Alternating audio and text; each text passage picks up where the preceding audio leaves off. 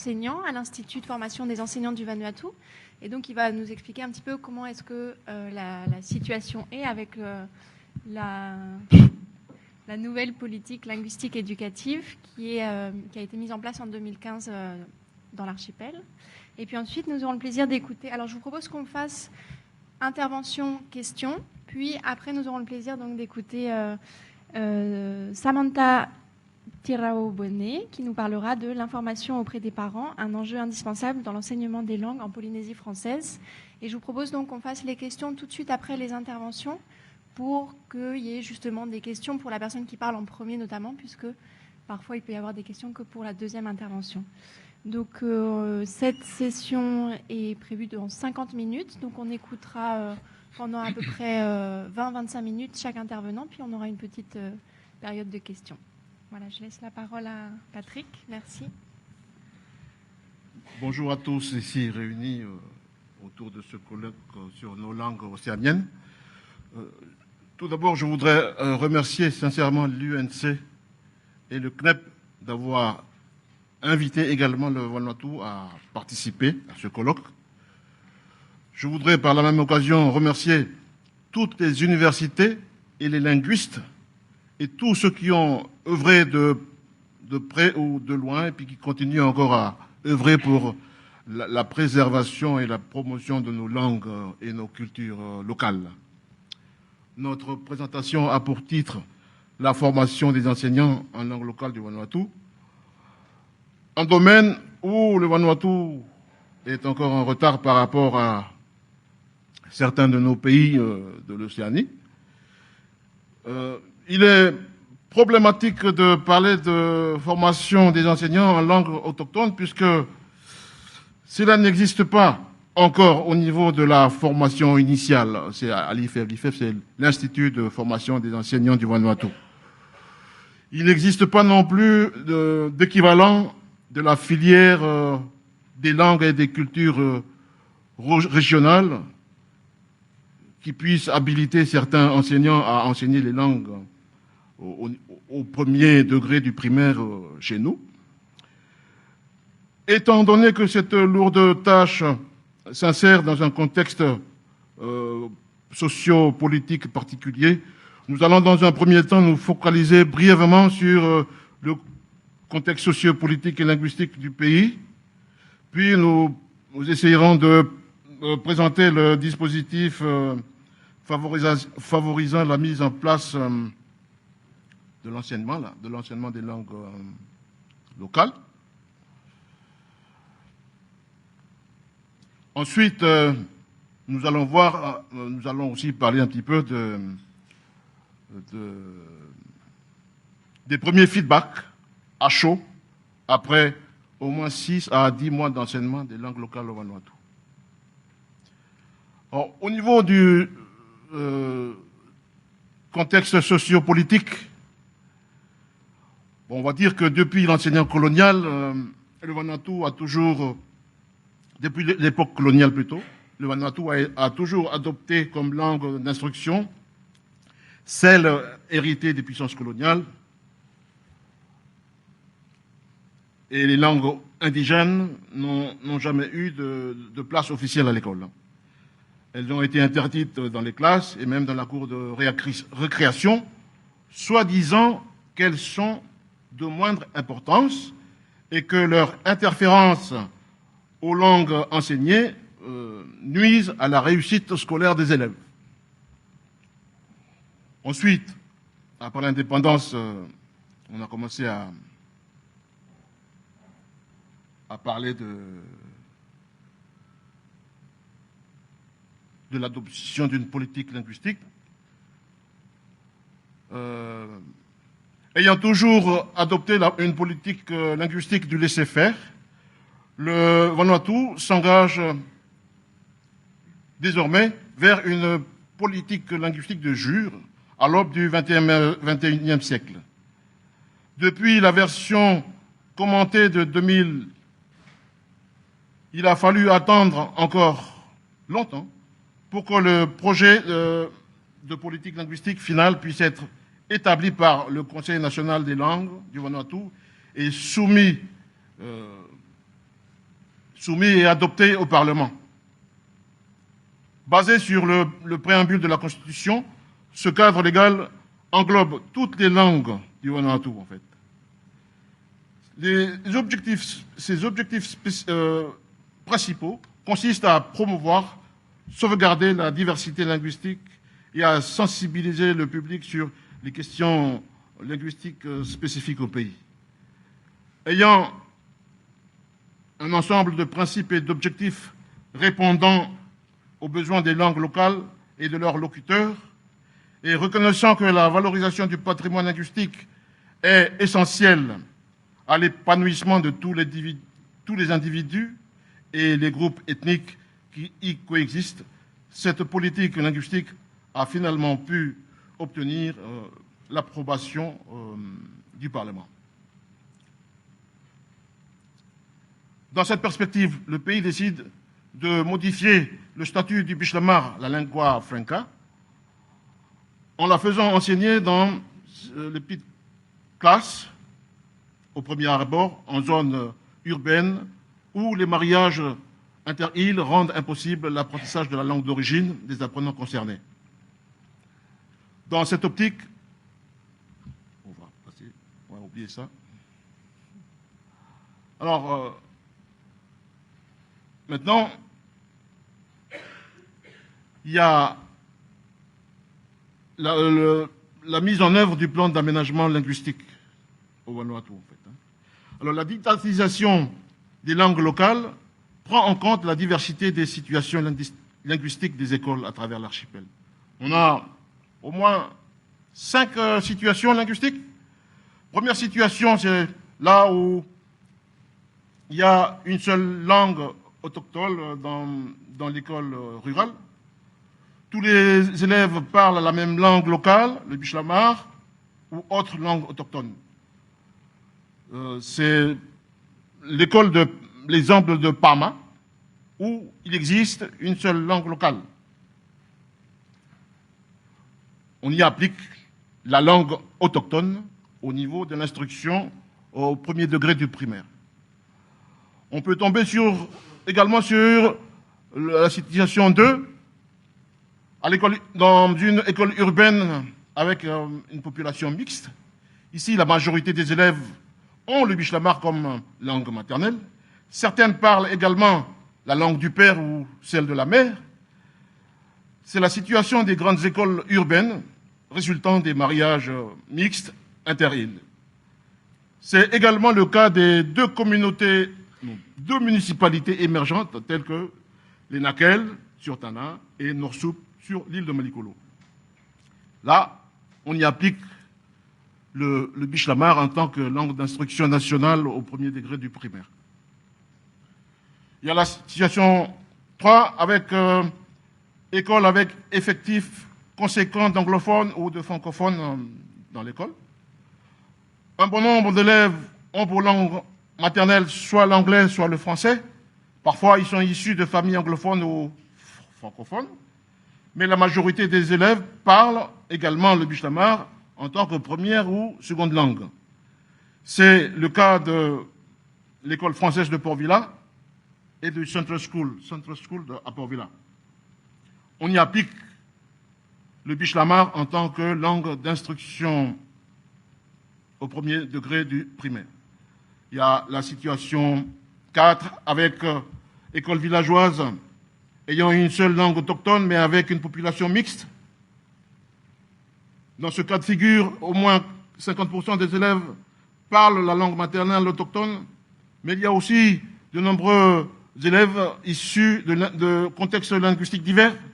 C'est le cas des écoles localisées en zone périurbaine, comme l'école de Pango sur Vaté. On y applique le Bishlamar au tout début.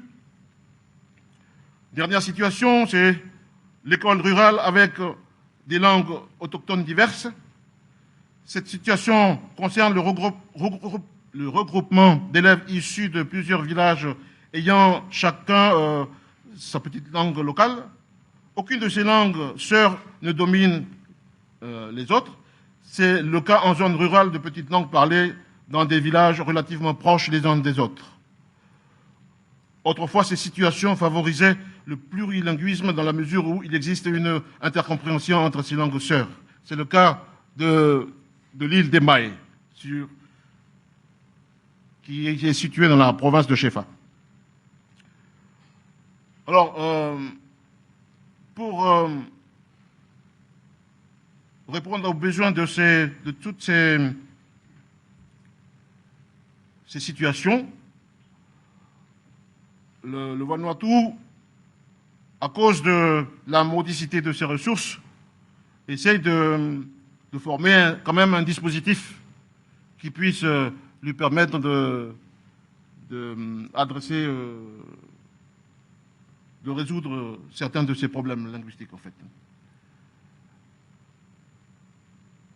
Le dispositif.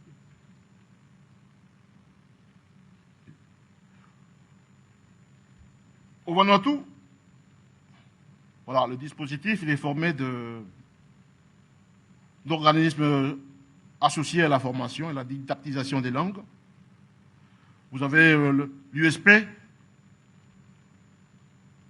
À l'USP, il y a le docteur Early qui est là-bas.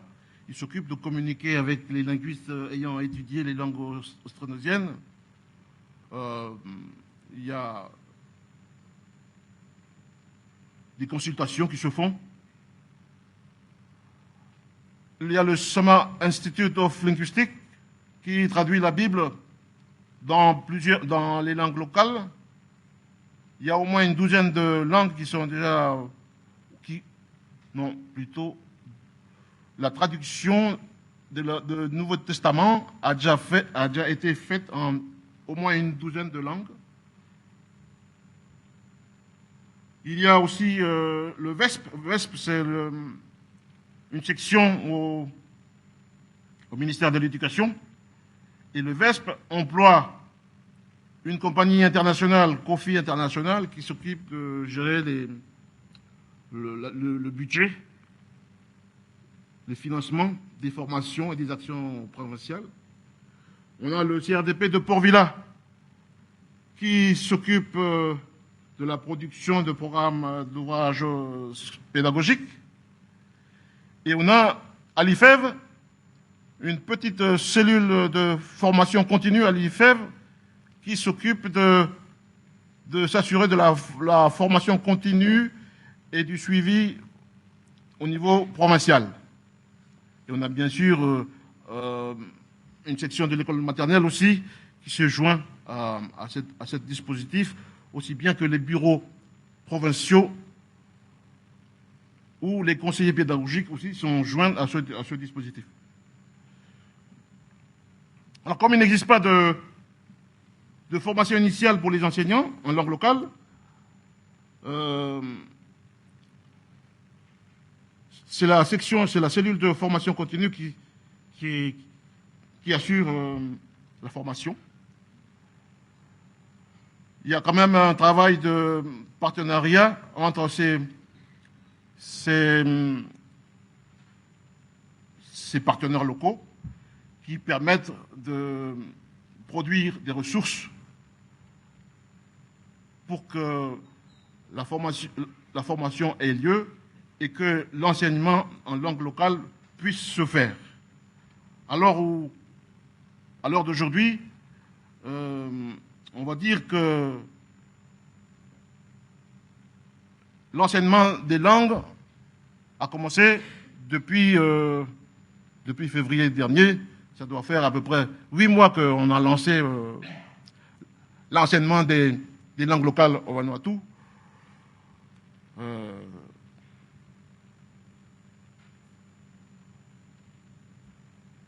On va aller un peu plus vite là. Pour la stratégie, on va peut-être laisser tomber parce qu'il reste 5 minutes. On va voir les premiers résultats, je crois. C'est à chaud, les premiers résultats. Il y a des points forts et des points faibles. Au niveau des points faibles, des points forts, on est content parce qu'on a quand même lancé l'enseignement. On n'a pas fait de test comme ça se passe ici. On a obéi, on a suivi, peut-être pas bêtement, mais on s'est dit que les tests ont déjà été faits en Polynésie française, en Calédonie. Nous, on va tout de suite se lancer. Et puis, on est parti à la noyade.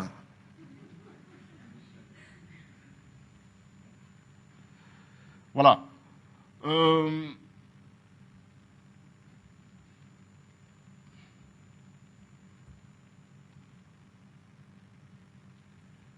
L'enseignement et la promotion linguistique à l'école permet à des écoles rurales, aux élèves des écoles rurales, de lire aussi bien des passages de la Bible dans leur langue maternelle qu'en bishlamar.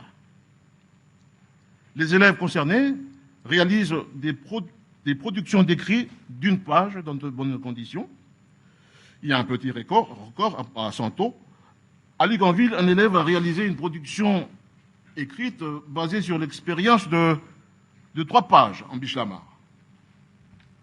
Au niveau du Sama Institute of Linguistics, la Bible, le Nouveau Testament,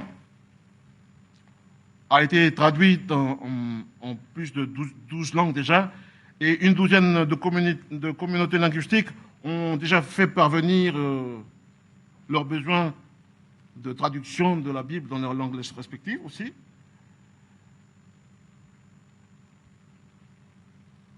On va parler un petit peu des points faibles.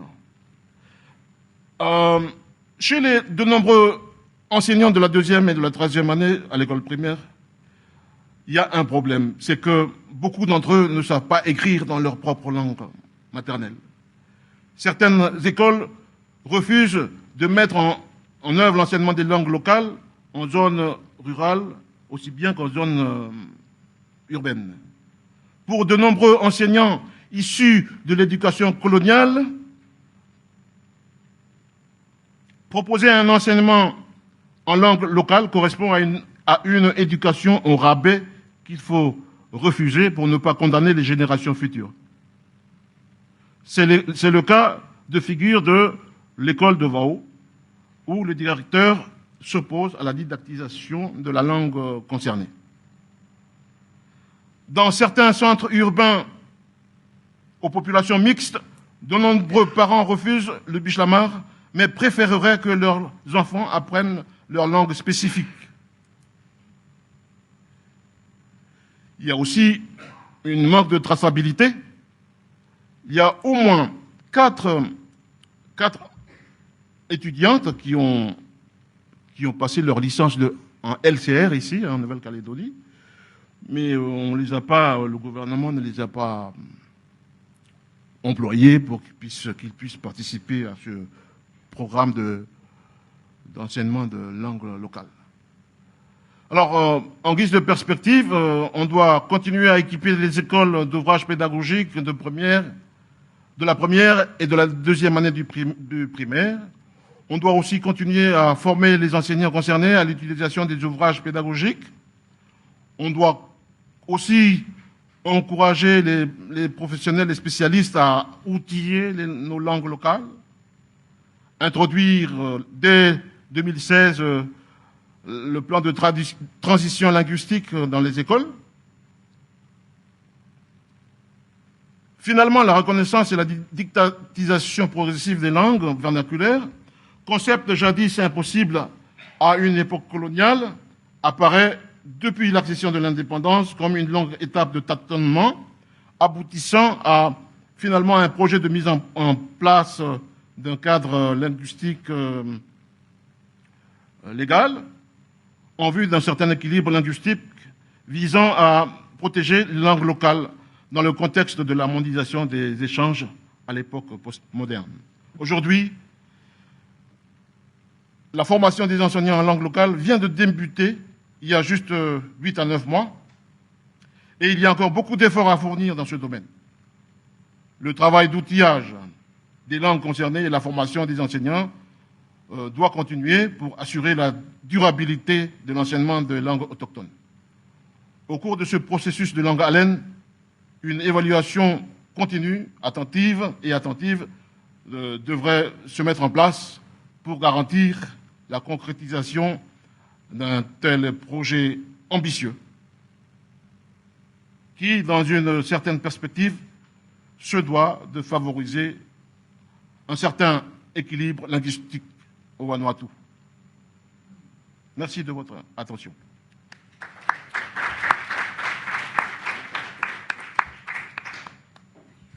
Merci beaucoup Patrick pour ce bel exposé et qui permet d'avoir une bonne visibilité sur cette nouvelle politique linguistique éducative.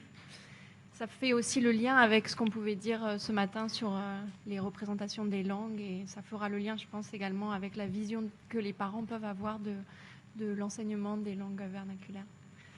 Alors, je vous propose qu'on a 10 minutes pour les questions. Donc, les micros sont là à votre disposition.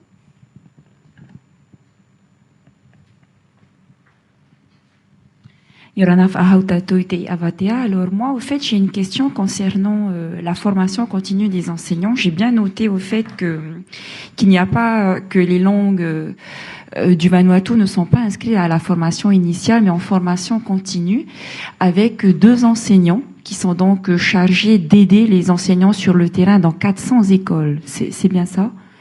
Alors, comment est-ce que se traduisent justement les modalités de formation sur le terrain?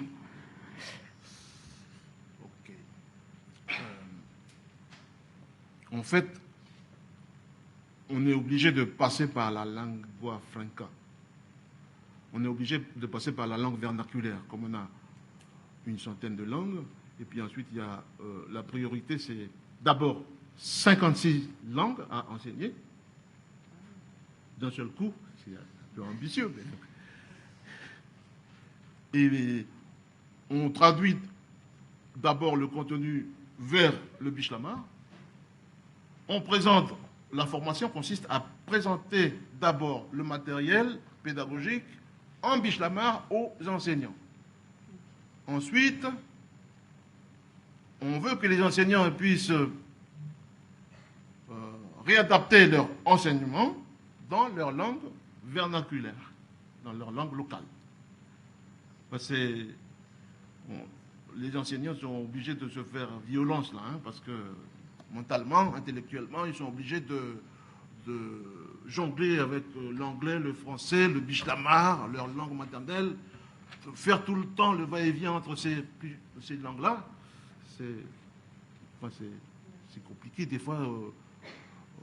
Mais quand même, certains de ces enseignants disent à la fin que ça vaut quand même le coup de passer par cet itinéraire assez compliqué, là, passer de l'anglais, le français, le bishlamar, la langue maternelle.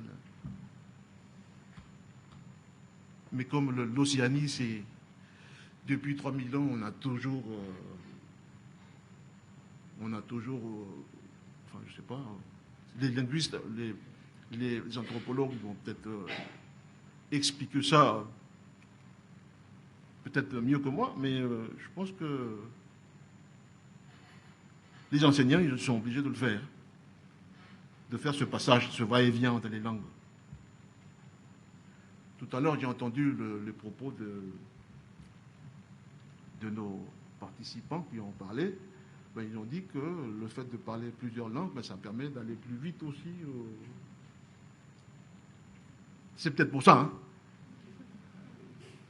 Mais on était plurilingue déjà il y avait 3000 ans. Donc il faut, de ce côté, je crois qu'il faut continuer. J'ai répondu un petit peu.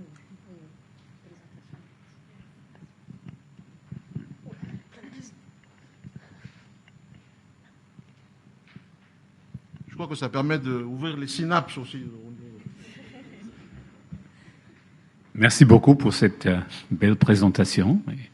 Et je voulais demander comment va-t-on faire pour encourager aux professeurs locaux à adapter ces matériaux dans les langues locales? Parce qu'on sait que, par exemple, dans le vocabulaire botanique ou de la parenté, il y a une grande richesse dans les langues locales qui maîtrisent déjà les enfants, mais qui est souvent absent dans le Bishlamar.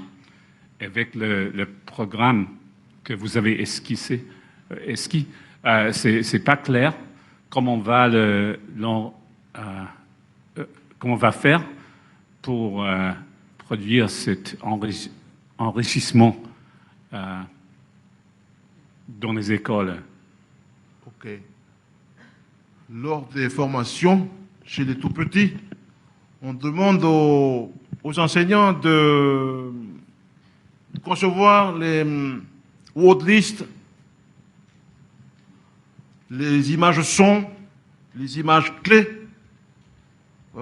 S'il y a des chants religieux, ils font déjà ils se préparent aussi à cela. L'année dernière, je suis parti chez moi pour une question de empowerment. C'est pour aider ma communauté à participer, à aider les enseignants à produire des petites ressources pour les premières et deuxièmes années. Mais le problème, c'est qu'après, ça n'a pas continué parce que notre directeur n'a pas continué.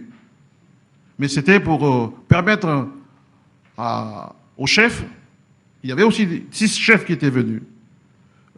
Pour eux, c'était important que les enfants puissent connaître, par exemple, les accessoires de la pirogue, par exemple. La dent de cochon, par exemple, qui tourne en rond, là. Il y a plusieurs étapes. Ils veulent que les enfants puissent connaître toutes les étapes et la valeur de la dent de cochon. Donc on a fait des petites fiches comme ça. Voilà, je ne sais pas si je vous ai répondu. Mais il y a beaucoup encore à faire. Hein. On a juste esquissé là. On s'est noyé là. On s'est jeté par-dessus bord. Je ne sais pas si la pirogue va atteindre quelque part. Voilà.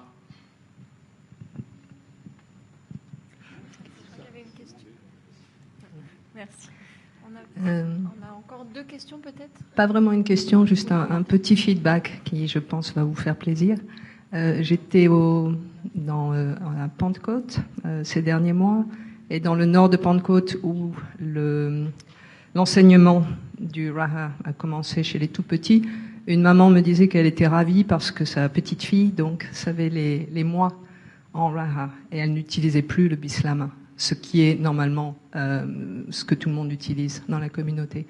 Donc c'est vraiment un premier feedback. Après juste quelques mois, voilà, les petits-enfants à nouveau utilisent les mois dans la langue et pas en bislama. C'est vrai. Merci pour la contribution, parce que dans beaucoup de langues, dans beaucoup de communautés de Vanuatu, on a déjà oublié le nom des mois de l'année hein, dans la langue.